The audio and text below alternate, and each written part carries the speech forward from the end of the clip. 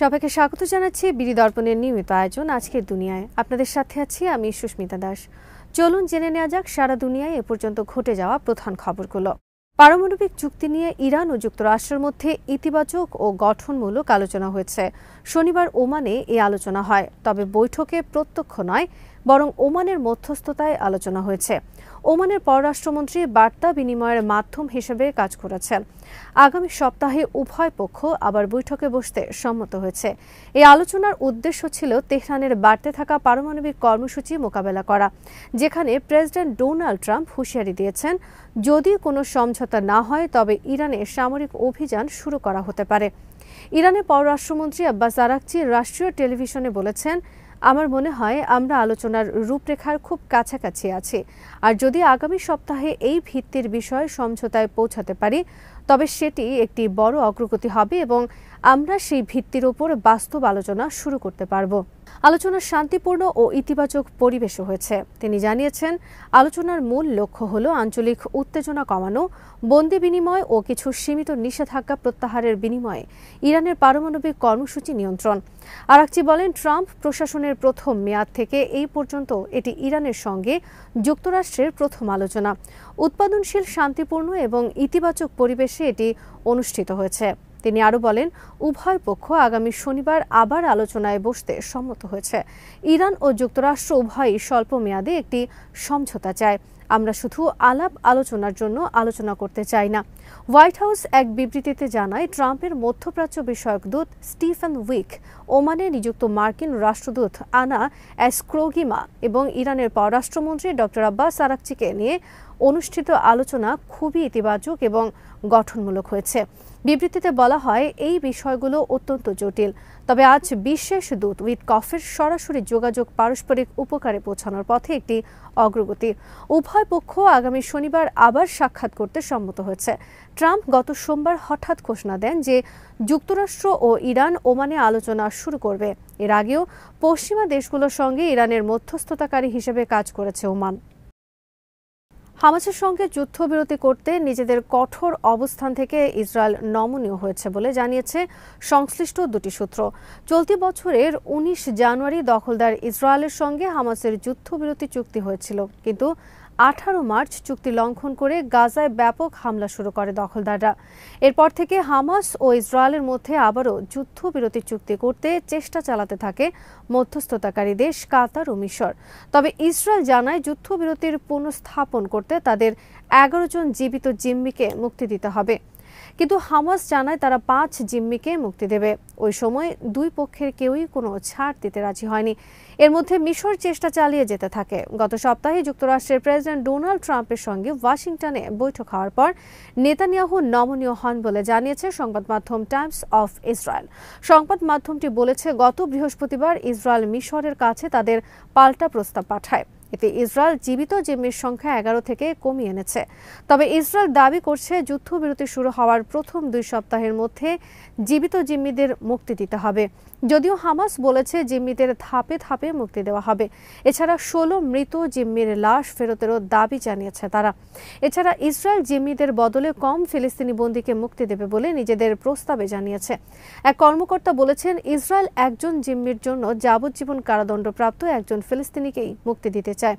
Israel তাদের প্রস্তাবে আরও জানিয়েছে, যুদ্ধবিরতি শুরু হলে গাজা থেকে তারা অবরোধ তুলে নেবে এবং সেখানে মানবিক সহায়তা প্রবেশ করতে দেবে। এছাড়া গাজায় মধ্যবর্তী স্থানগুলো থেকে দখলদার সেনারা সরে যাবে। অস্থায়ী এই যুদ্ধবিরতি শুরু হলে হামাসের সঙ্গে স্থায়ী যুদ্ধবিরতির আলোচনা শুরু করা হবে বলেও প্রস্তাবে প্রতিশ্রুতি দিয়েছে ইসরায়েল।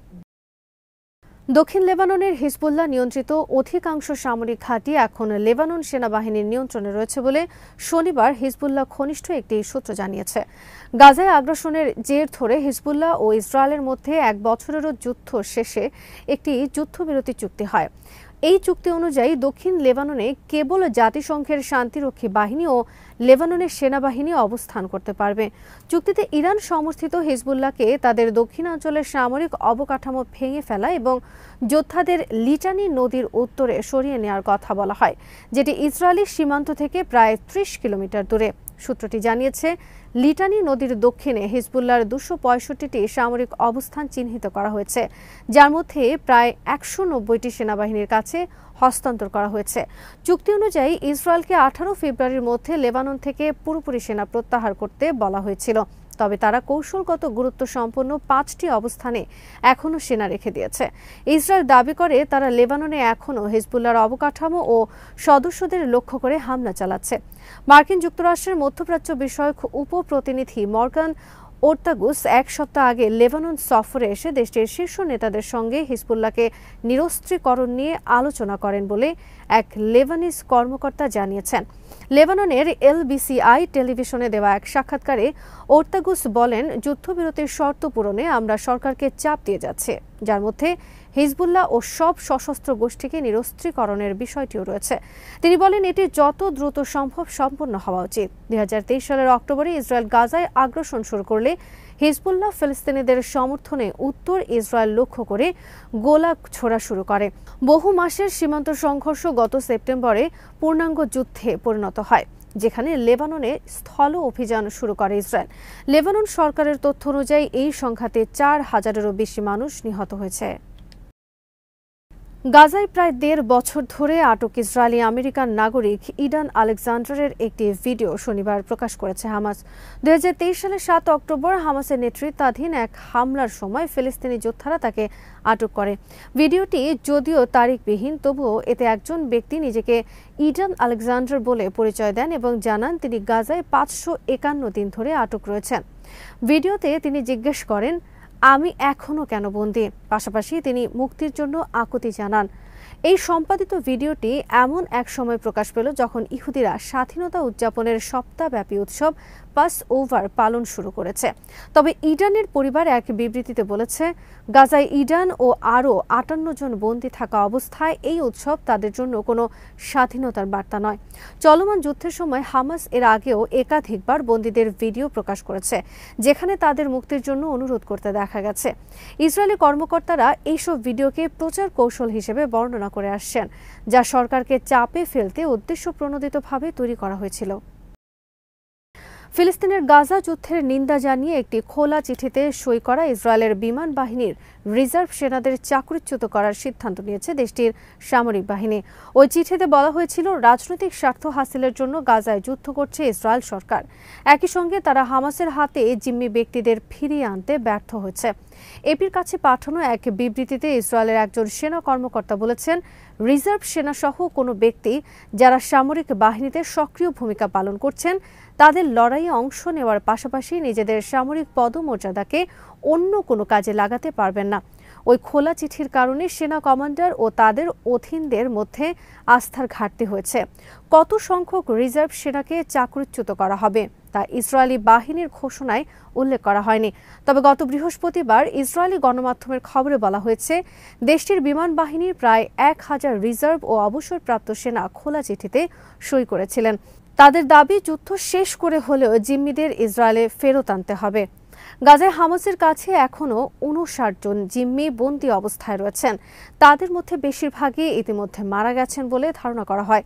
এই জিম্মিদের ফিরিয়ে আনতে গাজায় ব্যাপক হামলা চালাচ্ছে ইসরায়েলি বাহিনী। উপত্যকাটিতে ত্রাণ সামগ্রী প্রবেশ করতে দিচ্ছে না। একই সঙ্গে গাজার বড় অংশ দখলে নিয়েছে ইসরায়েল। সেখানে একটি নিরাপত্তা করিডোর তৈরি করতে চাইছে তারা। গাজায় ইসরায়েলের সামরিক অভিযানের বিরুদ্ধে সোচ্চার হওয়া দেশটির সেনা সদস্যদের সংখ্যা বাড়ছে। এমনই একজন বিমান বাহিনীর অবসরপ্রাপ্ত পাইলট গায়ে পোড়ান। ওই খোলা চিঠি লেখায় নেতৃত্বে স্থানীয় ভূমিকা রেখেছেন তিনি।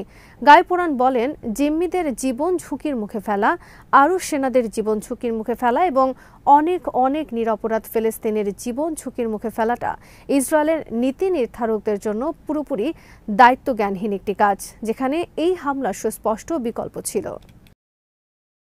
সংশোধিত ওয়াকফ আইনের বিরুদ্ধে বিক্ষোভকে ঘিরে বারবার অশান্ত হয়ে উঠছে ভারতের পশ্চিমবঙ্গ রাজ্যের মুর্শিদাবাদের সুতি, শামশেরগঞ্জ ও ধুলিয়ান।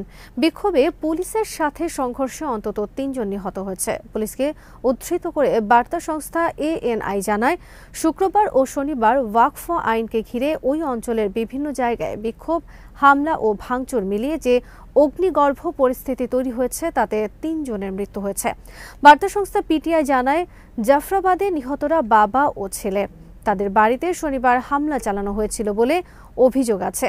ভাঙচুর, অগ্নিসংযোগ, জাতীয় সড়ক ও রেলপথ অবরোধের পাশাপাশি পুলিশের সঙ্গে বিক্ষোভকারীদের সংঘর্ষে শুক্রবার উত্তপ্ত হয়ে ওঠে মুর্শিদাবাদ। এদিন রাত থেকে শনিবার সকাল পর্যন্ত পরিস্থিতি কিছুটা সামাল দেয়া গেলেও চিত্রটা বদলে যায় বেলা বাড়ার সঙ্গে সঙ্গে।